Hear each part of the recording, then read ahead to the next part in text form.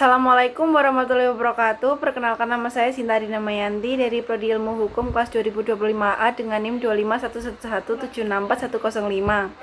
Di sini saya akan meneruskan materi ilmu negara dari minggu lalu. Sampai zaman Romawi kuno. Berbeda dengan pada waktu zaman Yunani, pada zaman Romawi ini ilmu pengetahuan terutama ilmu kenegaraan tidak dapat berkembang sedemikian rupa. Sehingga sesungguhnya sedikit sekali pengetahuan yang kita dapatkan dari zaman ini. Tetapi orang tidaklah boleh memperkecil arti jasa-jasa dari bangsa Romawi, karena meskipun sistem ketatanegaraan yang tidak dituangkan dalam suatu ilmu pemikiran, melainkan ditanamkan dalam praktek ketatanegaraannya, dapat memengaruhi sistem ketatanegaraan seluruh dunia. Meskipun bangsa Romawi dalam beberapa hal hanya mewaris saja dari kebudayaan dan peradaban bangsa Yunani, setelah negara Yunani pada tahun 146 sebelum Masehi ditaklukkan Romawi dan kemudian dimasukkan dalam kerajaan Romawi, tetapi sangatlah berlainan keadaannya daripada kedua negara tersebut. Perbedaan tersebut antara lain: satu, pada zaman Romawi ilmu pengetahuan tidak dapat berkembang dengan pesat. Hal ini disebabkan karena bangsa Romawi adalah bangsa yang lebih menitik beratkan soal-soal praktis daripada berpikir secara teoritis. Sedangkan bangsa Yunani lebih merupakan orang-orang yang suka berpikir dan berpikir tentang negara dan hukum. Bangsa Yunani banyak menghasilkan ahli-ahli filsafat. Dengan demikian, maka konsepsi-konsepsi kenegaraan dari bangsa Romawi ini hanyalah dapat kita ketahui dari praktek-praktek ketanegaraannya, karena memang konsepsi-konsepsi kenegaraannya selalu dilaksanakan dalam lembaga-lembaga hukum serta lembaga-lembaga kenegaraannya. Sedangkan konsepsi-konsepsi kenegaraan dari bangsa Yunani banyak dibukukan, dan dari sinilah kita dapat mengetahuinya. Kerajaan Romawi itu dimulai dari keadaan yang terpecah belah, tetapi yang kemudian setelah melalui peperangan-peperangan, keadaan di Romawi mengalami perubahan-perubahan. Perubahan mana yang penting adalah perubahan dari negara yang bersifat polis atau negara kota atau city-state. Romawi menjadi satu imperium atau kerajaan dunia yang dapat mempersatukan seluruh daerah peradaban dalam satu kerajaan. Sedangkan pada zaman Yunani, negara dimulai dengan kesatuan nasional yang kompak, tetapi akhirnya jatuh karena negara terpecah belah yang tidak dapat dikuasai lagi untuk dipersatukan kembali. Pemerintahan yang pertama kali pada zaman Romawi adalah monarki atau kerajaan yang meliputi berbagai suku bangsa. Pemerintahan monarki ini didampingi oleh sebuah badan perwakilan yang anggota-anggotanya hanya terdiri dari kaum patrisia atau kaum ningrat. Di dalam sistem pemerintahan yang pertama ini telah terlihat benih-benih demokrasi yang kemudian dapat dilaksanakan setelah raja terakhir diusir dari tahtanya. Pada waktu itu kemudian terjadi pertentangan antara kaum patrisia dengan kaum plebia atau kaum jembel atau rakyat jelata. Pertentangan mana kemudian dapat diselesaikan dengan sebuah undang-undang yang terkenal dengan nama Undang-Undang 12 Meja. Kemudian pemerintahannya dipegang oleh dua orang konsul yang bersama-sama dengan Dewan Pemerintah menjalankan pemerintahan dan undang-undang. Jadi dengan demikian negara Romawi telah mengalami perubahan dari kerajaan menjadi demokrasi, hanya saja dalam keadaan darurat.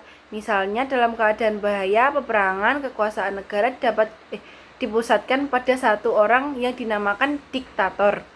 Diktator ini mempunyai kekuasaan yang sangat besar dan bersifat mutlak, tetapi hanya untuk sementara waktu saja, dengan maksud supaya segala keputusan dan tindakan dapat diambil dan dilaksanakan dengan cepat. Tetapi nanti setelah keadaan menjadi normal kembali, pemerintahannya itu kembali menggunakan sistem demokrasi. Dalam keadaan darurat tadi, kekuasaan perundang-undangan dan kehakiman dipegang dan dilaksanakan oleh seorang praetor, dan yang di dalam menjalankan tugasnya itu ia harus menyesuaikan perundang-undangan dengan kebutuhan-kebutuhan baru dalam masyarakat yang terus berkembang ke arah kemajuan, sehingga dengan demikian dapat menimbulkan jurisprudensi yang tetap dan kepastian hukum bagi para warga negaranya. Di atas telah dikatakan bahwa Romawi dapat mencapai puncak perkembangan sistem ketatanegaraannya menjadi suatu imperium atau kerajaan dunia.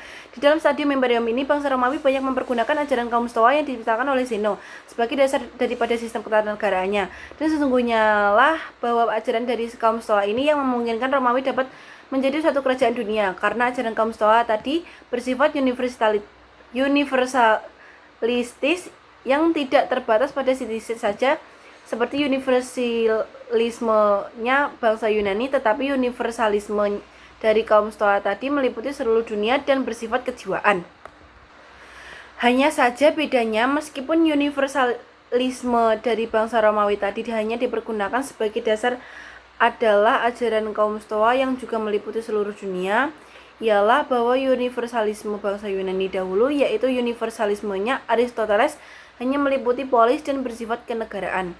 Kalau universalisme dari kaum Stoa yang diciptakan oleh Zeno meliputi seluruh dunia dan bersifat kejiwaan. Sedangkan universalismenya dari bangsa Romawi meskipun juga meliputi seluruh dunia, tetapi bersifat politik ketatanegaraan.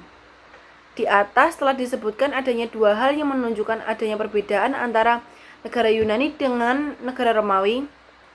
Tetapi di samping itu sesungguhnya masih dapat perbedaan-perbedaan lagi yang lebih bersifat prinsipial, yaitu bahwa pada zaman Yunani orang atau warga negara itu merupakan bagian daripada negara, sehingga dengan demikian warganya tidak mempunyai hak apapun dan tidak dapat mengajukan gugatan-gugatan terhadap negara. Sedangkan pada zaman Romawi, orang atau warga negara itu dipisahkan dari negara. Yang keduanya masing-masing diatur oleh hukum yang berlainan. Hubungan antara warga negara yang satu dengan yang lain diatur oleh hukum privat atau perdata, sehingga mereka merasakan adanya kepastian hukum karena persengketaan antara mereka akan diadili berdasarkan imbangan yang objektif. Sedangkan hubungan-hubungan yang menyangkut negara diatur oleh hukum publik. Jadi dengan demikian baik individu atau warga negara maupun negara masing-masing mempunyai hak-haknya sendiri. Bangunan hukum dari bangsa Romawi yang didasarkan atas perbedaan antara hukum privat dengan hukum publik ini semata-mata adalah hasil dari pikiran yuridis yang menyebabkan negara Romawi menjadi negara yang termasyhur. Selain daripada itu, kalau bangsa Yunani dahulu masih selalu mencampur adukan dalam arti belum memisahkan antara hukum dengan kesusilaan sehingga sifatnya kaku, lagi pula belum memisahkan antara pengertian negara dengan pengertian masyarakat. Sedangkan kalau bangsa Romawi telah melahirkan cara berpikir yang bersifat yuridis murni dan praktis, hukum dengan kesusilaan dipisahkan benar-benar juga antara negara dengan masyarakat. Negara dipandang sebagai bentuk pengertian yang abstrak yang dapat dibedakan dengan masyarakat. Prinsip atau asas yang diciptakan oleh bangsa Romawi sehingga dapat membentuk imperium kerajaan dunia ialah suatu sistem atau cara yang dengan itu golongan kecil atau minoritas dapat menguasai golongan besar atau mayoritas yang terdiri dari bangsa-bangsa asing. Dan yang penting lagi pada waktu itu belum ada ialah sistem yang bagaimanakah yang dengan sistem itu mempertahankan kekuasaan untuk selama-lamanya dan bagaimana negara harus mempertahankan diri dari bahaya yang mengancam. Yang bahaya itu dapat menimbulkan perpecahan di dalam negara yang dapat membawa ke kehancuran. Sebagai akibat dari semakin berkembang dan meluasnya negara Romawi, maka pemerintahan tidak dapat dipimpin dan dilaksanakan secara sentral lagi. Maka lalu usaha untuk mengatasi hal yang demikian ini, negara dibagi-bagi menjadi daerah-daerah kerajaan yang disebut provinsi, yang mempunyai pusat pemerintahan sendiri atau ibu kota yang dipimpin oleh seorang praetor. Dengan demikian, sistem demokrasi yang dijalankan dalam polis juga tidak dapat dilaksanakan dalam imperium, sebab kalau dijalankan akan timbul kemungkinan bahwa bangsa-bangsa yang telah ditaklukkannya itu dan yang telah bergabung dalam kerajaan Romawi akan bersatu dan memberontak kepada penguasa. Maka untuk mengatasi ini, bangsa Romawi telah menemukan sistem yang tanpa menghiraukan asas-asas kesusilaan kalau mengenai kepentingan negara. Meskipun sistem ini terkenal sangat buruk tetapi sangat bermanfaat bagi yang melaksanakannya, yaitu asas memecah belah dan menguasai atau divide et impera. Asas ini mengandung pengertian bahwa masing-masing bangsa yang telah ditaklukkan itu tidak boleh saling mengadakan perhubungan, karena ikatan-ikatan yang lahir dari perhubungan ini mungkin akan dapat membentuk suatu kesatuan dan memberontak kepada penguasa, maka hal yang demikian adalah hal yang berbahaya. Jadi pokoknya praktek ketatanegaraan yang keras dari bangsa Romawi itu dipisahkan dengan nyata dari asas-asas kesusilaan. Jika sekiranya timbul pertalian-pertalian kesusilaan yang dianggap membahayakan negara, negara tidak akan segan-segan mematahkannya. Dengan demikian maka penipuan, pengkhianatan dan sebagainya diperkenalkan asalkan itu ditunjukkan untuk kepentingan negara. Praktek ketatanegaraan yang demikian ini nantinya akan dirumuskan oleh Niccolo Machiavelli pada zaman Renaissance sebagai ajaran politiknya dalam bentuk teoritis yuridis.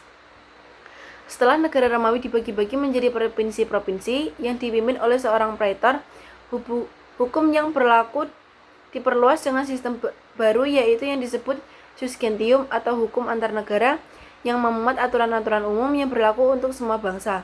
Hukum ini dianggap sebagai suatu ketentuan dari rasio yang abstrak yang sifatnya adil dan dianggap sama untuk setiap bangsa, dan yang dianggap pula tidak mungkin salah.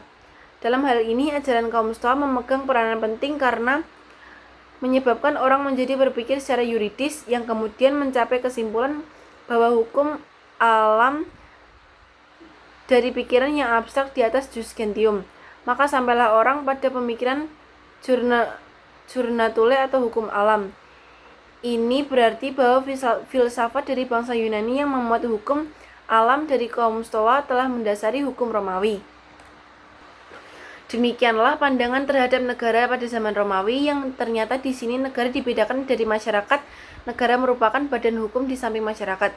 Negara mempunyai kepentingan dan tujuan tersendiri yang kadang-kadang dapat bertentangan dengan kepentingan dan tujuan masyarakat, tetapi kekuasaan negara tidaklah mutlak, karena kekuasaan ini didapatkan dari rakyat, dan dalam hukum privat, negara dapat dituntut oleh warga negara untuk mengganti kerugian, bila mana negara itu mengadakan tindakan-tindakan yang merugikan warga negaranya.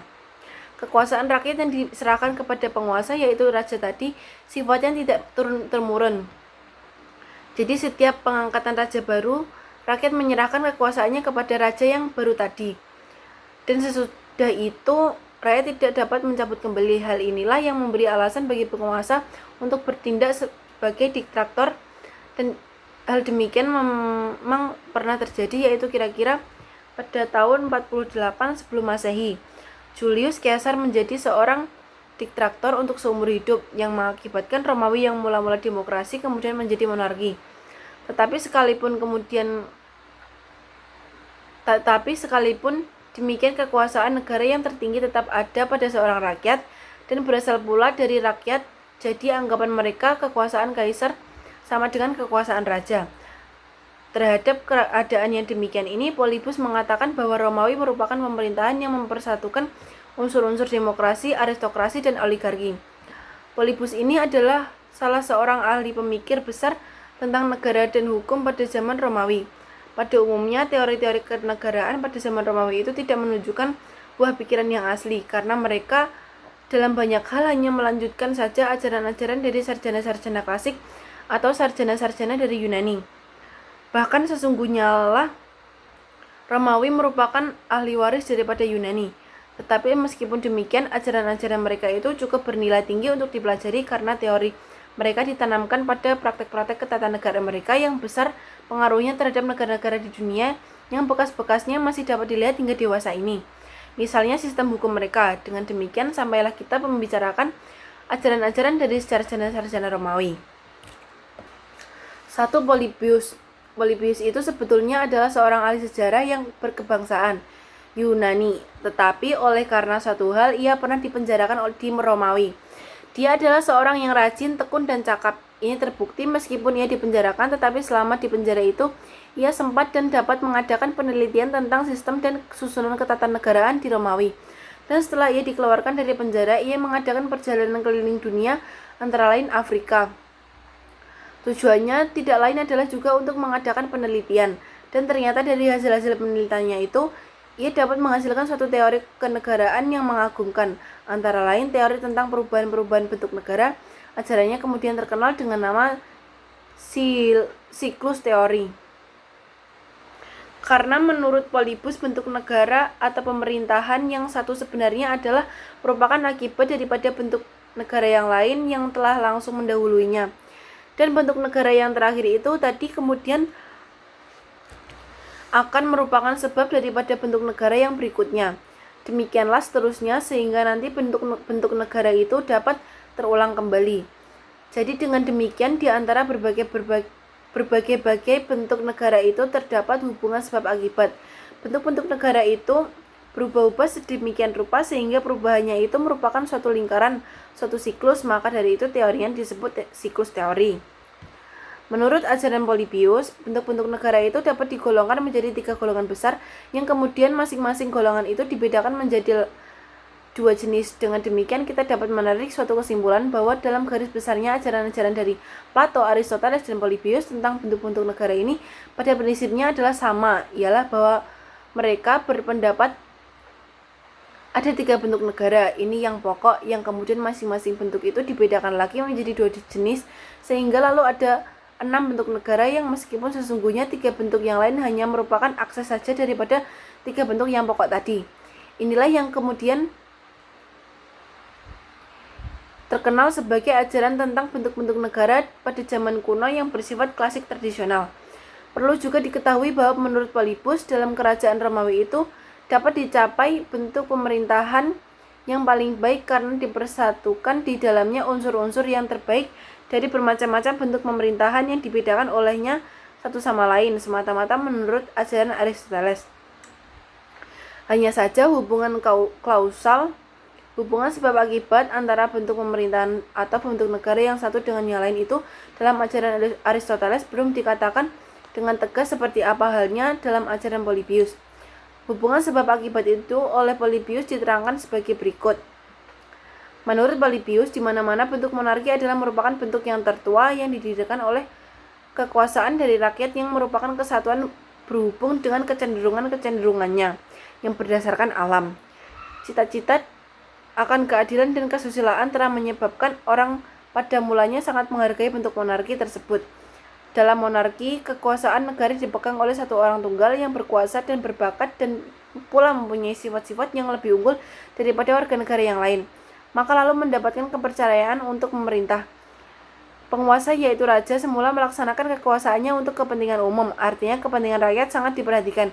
Jadi sifat pemerintahannya adalah baik. Tetapi lama-kelamaan keturunan dari raja itu tidak lagi menjalankan pemerintahan untuk kepentingan umum, melainkan hanya untuk kepentingan diri sendiri saja. Dan ia mulai memerintah dengan sewenang-wenang. Rakyat sangat tertindas, kepentingan tidak dapat perhatian sama sekali. Maka menjadilah sekarang negara itu hanya diperintah oleh satu orang yang tunggal yang bersifat pemerintahannya sangat jelek. Ini menyebabkan bentuk negara itu berubah dari monarki menjadi tirani. Oleh karena pemerintahan dari seorang tiran ini bersifat sewenang-wenang, maka muncullah kemudian beberapa orang yang berani mempunyai sifat-sifat baik, kaum bangsawan. Mereka ini bersatu tampil ke muka dan mengadakan pemberontakan. Setelah kekuasaan beralih ke tangan mereka, mereka menjalankan pemerintahan dengan sangat memperhatikan kepentingan umum. Maka menjadilah sekarang negara itu pemerintahannya dipegang oleh beberapa orang dan yang dalam menjalankan pemerintahan itu sangat memperhatikan kepentingan rakyat, kepentingan umum. Ini menyebabkan bentuk negara itu berubah dari bentuk tirani menjadi aristokrasi. Pemerintahan aristokrasi ini memang mula-mula adalah baik, tetapi lama-kelamaan mungkin juga keturunan mereka yang kemudian memegang pemerintahan itu tidak lagi menjalankan pemerintahan itu untuk melaksanakan keadilan dan kepentingan umum, tetapi yang diperhatikan hanya kepentingannya sendiri. Maka lalu negara itu sekarang kekuasaan pemerintahannya dipegang oleh beberapa orang yang sifat pemerintahannya adalah sangat buruk. Ini menyebabkan bentuk negara itu berubah dari bentuk aristokrasi menjadi oligarki. Karena dalam oligarki ini tidak dapat keadilan, maka rakyatlah kemudian yang memberontak mengambil alih kekuasaan negara untuk memperbaiki nasib mereka. Negara di mana pemerintahannya dijalankan oleh rakyat dan tujuannya untuk melaksanakan kepentingan rakyat, ini menyebabkan berubahnya bentuk negara dari oligarki menjadi demokrasi. Semula pemerintahan yang dilaksanakan oleh rakyat ini memang baik, karena sangat memperhatikan kepentingan umum dan sangat menghargai kebersamaan serta kebebasan. Tetapi kemudian lama-kelamaan kebiasaan itu tidak lagi dapat dihargai, karena mereka menganggap bahwa kebebasan itu merupakan suatu hal yang biasa, malahan mereka ingin bebas sama sekali dari peraturan-peraturan yang ada. Akibatnya lalu timbul kekacauan, kebobrokan, korupsi merajalela di mana-mana, sehingga peraturan hukum tidak ada lagi yang mempunyai kekuatan mengikat. Bahkan mereka bebas untuk berbuat sesuka hatinya. Masing-masing orang ingin mengatur dan memerintah. Ini yang menurunkan derajat demokrasi dan berubah bentuk negara dari demokrasi menjadi oklokrasi. Dari keadaan yang serba kacau balau di atas, di mana rakyat hidupnya berada di luar batas-batas ketertiban dan kesusilaan, timbullah keinginan untuk memperbaiki nasibnya. Bersamaan dengan itu kemudian muncullah seseorang yang kuat dan berani dan dengan jalan kekerasan akhirnya dapat memegang kekuasaan. Maka kekuasaan pemerintahan beralih ke tangan seorang tunggal lagi yang dalam menjalankan pemerintahan negara sangat memperhatikan kepentingan umum karena memang ingin memperbaiki nasib rakyatnya yang sudah bobrok itu. Karena memang ingin memperbaiki, dengan demikian timbullah kembali bentuk negara monarki ini, berarti peredaran perubahan bentuk negara kembali mula lagi dari asal mulanya. Terhadap keadaan negara yang selalu mengalami perubahan bentuk itu, Polybus untuk pertama kalinya mengajukan pikirannya bahwa untuk dapat mencegah keadaan itu harus didirikan bentuk pemerintahan baru di mana di dalamnya tergabung unsur-unsur yang lebih baik, tetapi Polybus tidak menyebut-nyebut bentuk pemerintahan yang dimaksudkannya itu.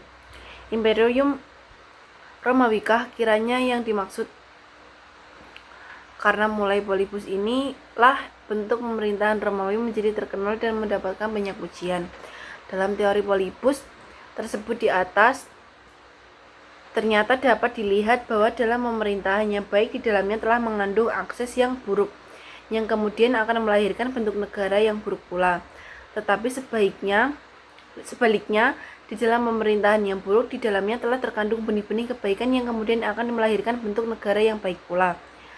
Keberatan atau kelemahan yang dapat diajukan terhadap siklus teori Polybus itu ialah bahwa gambaran tentang timbulnya negara-negara baru itu dipikirkannya dalam gambaran negara yang sangat sederhana. Bila dijajarkan dengan keadaan yang senjatanya, yang meskipun dalam teori Polybus itu tersimpul pikiran-pikiran yang logis, sebab dalam kenyataannya tidaklah pernah ada atau terjadi seperti apa yang digambarkan dalam pikiran Polybus itu.